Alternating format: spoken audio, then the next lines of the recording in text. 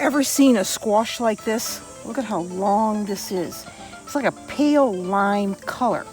And this is what it comes from, seeds like this. And it's called Zucca serpente di Sicilia, which means a squash that's like the serpent of Sicily. So, what do you do with something like this? Well, what the Sicilians do with a squash like this is cut it in rounds. Sometimes they peel it, sometimes they don't. And then they make a batter of flour and sparkling water called a pastella. They add a little salt, and then they fry this, and they eat it as fried zucchini. But I've also known people who take this squash and candy it, almost like making, like a candy rind. And then they use it in baked goods and cakes and breads. So that's the serpente di Sicilia.